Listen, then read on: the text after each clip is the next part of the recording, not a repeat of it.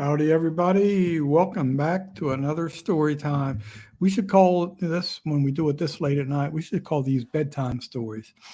Let me tuck you in and read you a story or tell you a story. So, anyway, I know I don't like these open windows either. My mom's house in there looks like some museum you'd go to. All these gold frame, I don't like. It's not. Just give me some rustic wood stuff and a wood stove, and I'm happy with that. I do apologize. She's right over here eating some food that I just made for her, and I'm trying to upload another video as I'm doing this broadcast. So I do not have it on what you call that airplane mode, which is very rare, but this where she lives, when I try and upload things from my phone, it's like the Bermuda Triangle. But anyway, come on, let's get on with the story. All right. So I told you a little bit previously uh, about, I don't know what it is. Like, it's not like a desire of mine, but it's a desire of mine to know as much as I can about. I hate when I see that little cord back there. Let me fix that thing. All right, that's a little bit better. But there's something about outlaw motorcycle gangs has always really intrigued me because um, when I worked with the Popo as a civilian dispatcher, I always have to clarify that. I don't want people to think I'm inflating true life. But one of my goals, I had in life was, my main goals in life was one, become a Delaware State Trooper. One was to be in the canine unit, and the other one was to be in the what they call the strike force unit, which was the undercover unit, which is be like basically equivalent to like the DEA. A lot of those guys do work hand in hand with the DEA and get assigned a certain task force where they can exceed their limits beyond that state because they get like a I don't know how you call that, but they almost get deputized for federal powers on certain big cases. But that was that. But something about the outlaw motorcycle gangs thing always really, really intrigued me. So I'm going to tell you one story that it's actually a two-part story, so to speak. Um, we had in Delaware, the most notorious outlaw motorcycle gang was called the Pagans. The Pagan motorcycle organization, gang, whatever you want to call them, club. I think the proper term they would be like to refer to as is the Pagan Motorcycle Club. So they were very, very powerful in that region, that Northeast region, and all around there. So they, this is weird. Like, mind you, this was in the 80s. Hindsight being 2020, things should have been done a lot differently in several different avenues. But I will first tell you about we had a big binder. Like it was probably like I know it was a 3-ring binder, but it was probably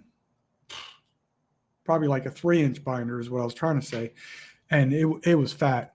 And what you would do is you could look at that, and it was kind of weird because as a civilian um, dispatcher, we went through very difficult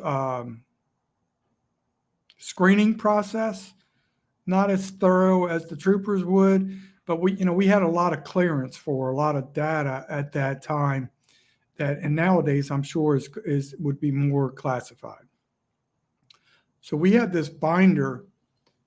It was mostly devoted to that one club, and it had a lot of photographs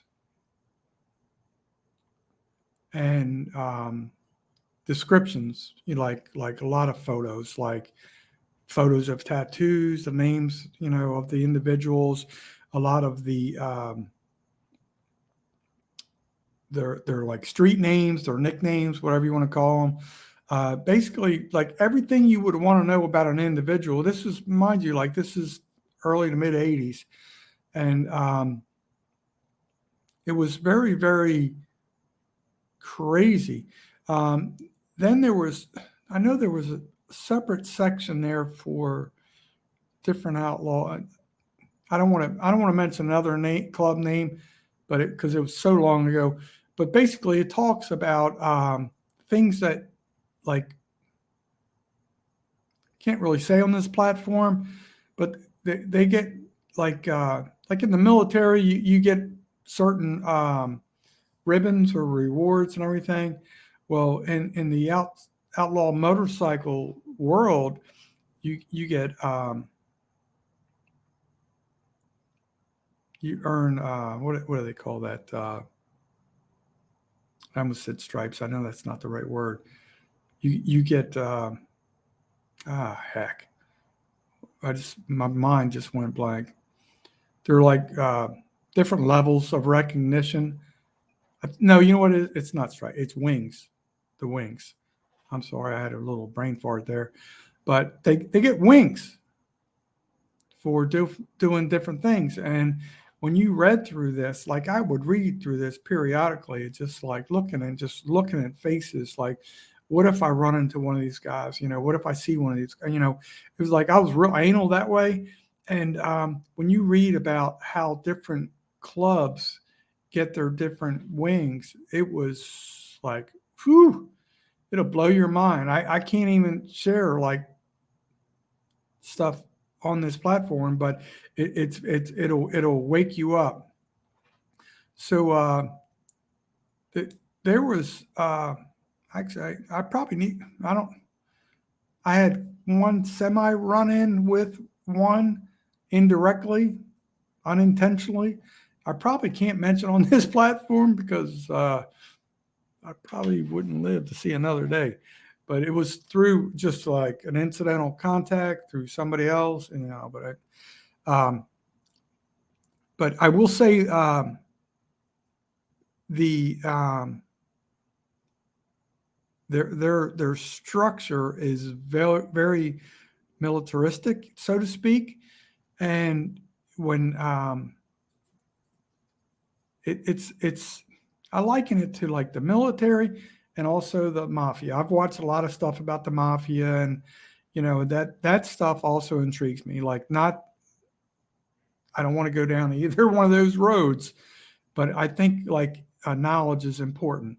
So it's funny how like they somewhat correlate on how they conduct their business, which is very secretive. Um, so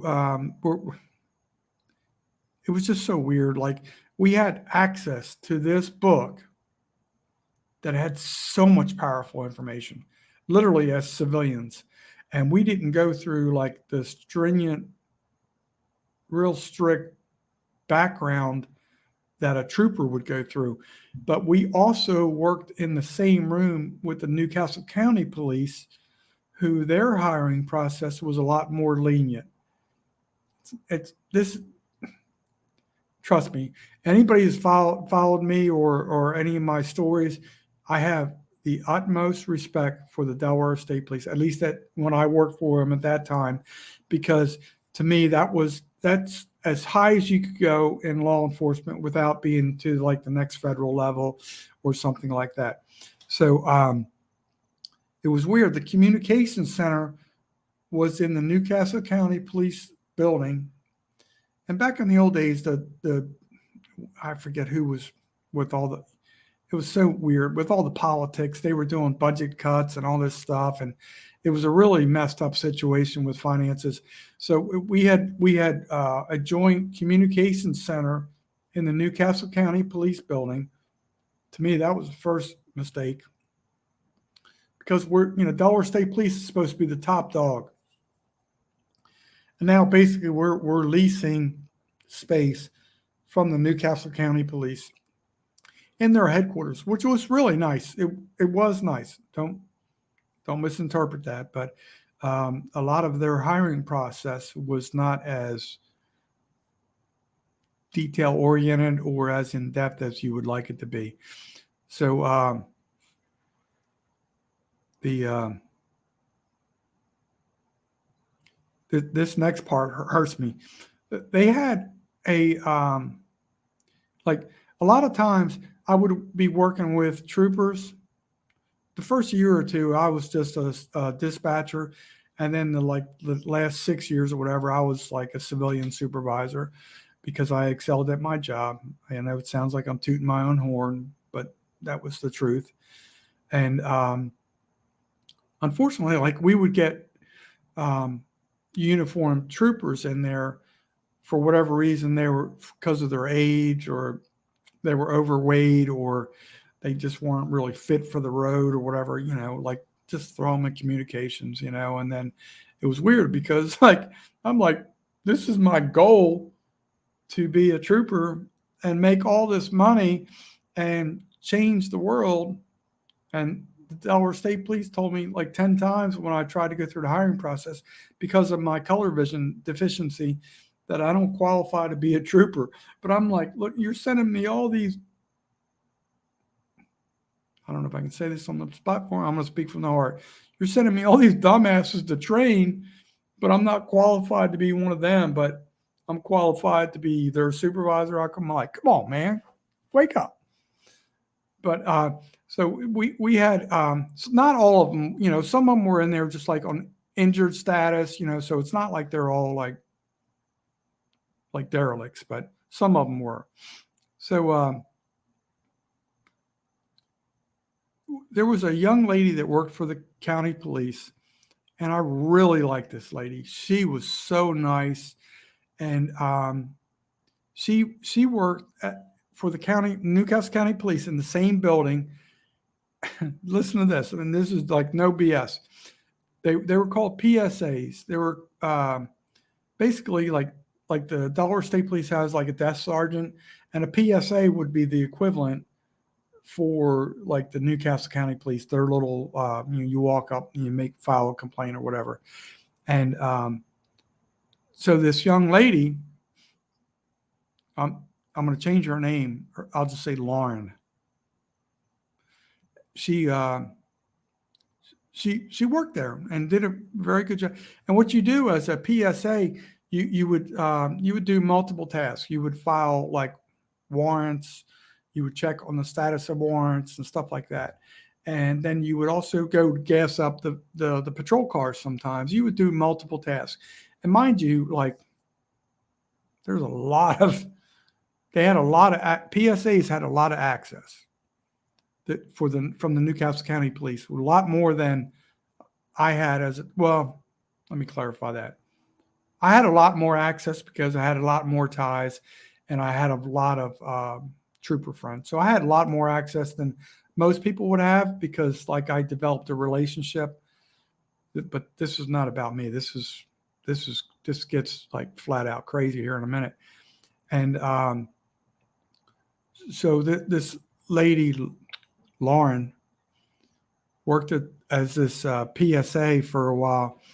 And so I never really knew her. I just knew I'd seen her face a couple times as a PSA. Well, then she applies for their promotion for the 911 dispatcher, which is a good, nice, healthy promotion. It comes with better benefits and better pay, and it's a higher stressful job. And the way it worked was, I wish I could paint this like picture, like the back right corner of the room was the Delaware State Police. The back left corner of the room was the county police. And then the back half of the back third of the room was like across the room totally. And there was multiple cubicles. I forget how many, like might have been 8 stations.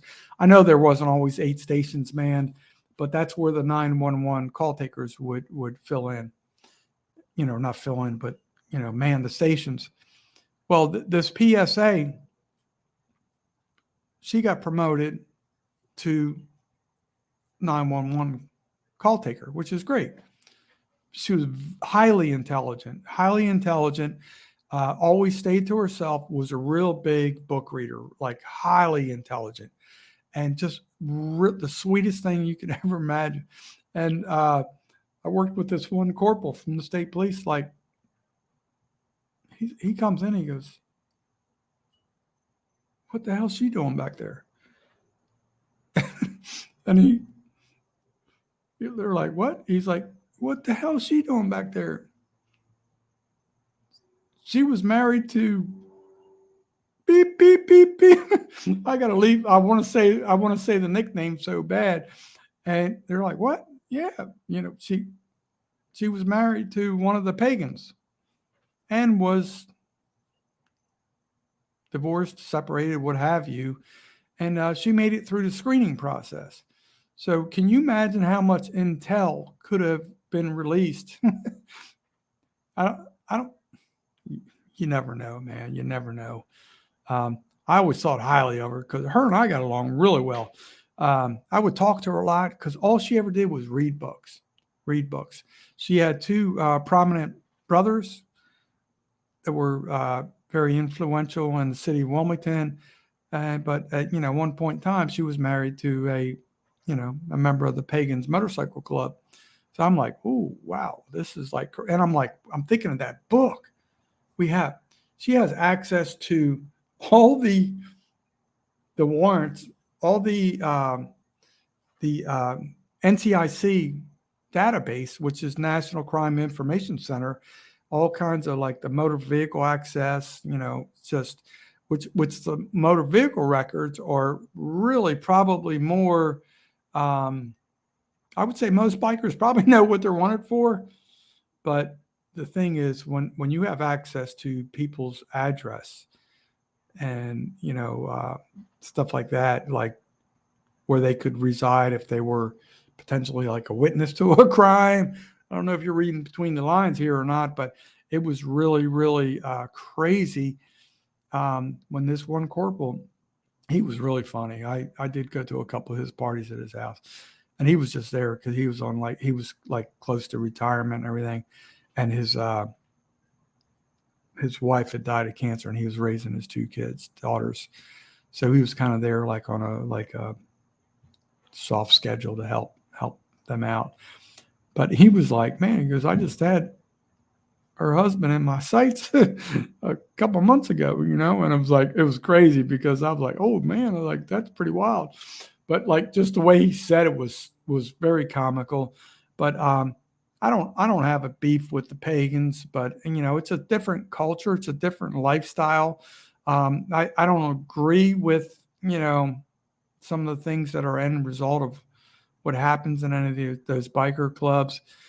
But I just thought I'd share that. It's like, I wish I could say more on this platform, but it probably would not be suitable or not good for my health.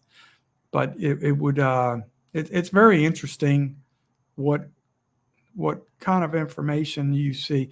Like, if you ever see those shows on, those special exposés or whatever on TV or YouTube and stuff like that, where they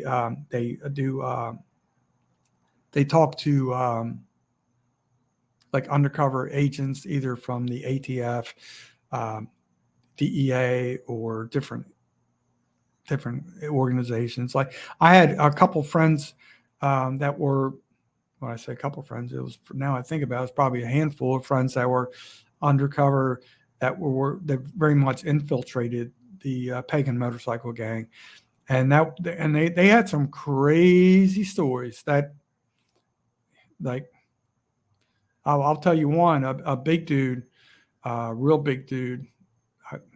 He had a street name and also a trooper name, but I'm not gonna reveal that just for his safety. But he had a long beard, real big dude. Like when I tell you big, he was like, you couldn't miss him. And at one point in time, they thought he was. A lot of times, these are just a test of your integrity or your manhood or what have you. But they actually put a weapon to his head and just it was like a test, like they said, we know you're a cop and all this stuff, blah, blah, blah. And he said, well, if that's how you feel, I got to rephrase it, just do what you got to do, basically. And fortunately, that never occurred. But I was very close friends with that family, and his wife would be so mad. He would be gone for like 5, 6 days, and he had a real big beard, and he would stay in some of the sleaziest places. And she, like, there was a story or two I heard where, like, he would come home and there'd be like a cockroach coming out of his beard and stuff like that. She was not happy, but he's like pretty much like, hey, this is what this is part of the job, and like he would never tell her a whole lot, but I did hear more from him, like on the side, on the sly, you could say, but it's crazy. The one guy, I wish I could remember his first name, Dobbins, was a DEA agent. He was a big time football star at, I think, Arizona State University or University of Arizona, somewhere down in Arizona. But then he developed a knee injury, and it pretty much prevented him from going to the NFL. But he turned to go into that federal law enforcement, and his story is just like it'll blow your mind. So if you're intrigued like I've been, and you want to do some YouTube research or whatever, and man, I wish I could remember his first name, but this guy was like, he was tough as nails, and that guy has gone through like a ton. There was another undercover ATF guy who infiltrated the mongrels. I can see his face plain as day. I don't remember his name, but I've watched his stories on YouTube multiple times. But you can obviously search those, either Dobbins, FBI, or not FBI, DEA agent, and then the other one would be ATF agent that infiltrated the Mongols or whatever. But anyway, I just thought I'd share that. It's crazy. Like we all live and learn as we go through life, and like looking back now in today's times, and with computer technology and some of the things that transpire later with that communication center, with like, it was productive to most part being with another agency, but having so much shared intel, it was not the smartest thing in the world. But I thought I'd share that with you guys. And my StreamYard may be about to expire tonight around midnight, I do believe. So let me, I'm waiting for another video to upload. So I may upload the other video tomorrow, upload this one tonight. I'll be talking to you guys soon. Remember, always look out for law enforcement. If you ever see them on the side of the road, lights activated or whatever, just always take a glance over, make sure they're safe, make sure they're not slumped over behind the wheel. Are they in the vehicle? Because if they're not in the vehicle and you don't see them, it's an unattended vehicle. They may have run off to chase somebody. A vehicle may have, please always check on law enforcement. If you see anything suspicious, please notify the authorities. Anyway, peace out, folks. I'm going to get off this stream. Just remember, always know your legal limits. Always look out for law enforcement. Respect the thin blue line. Peace out, folks. Love talking to you guys.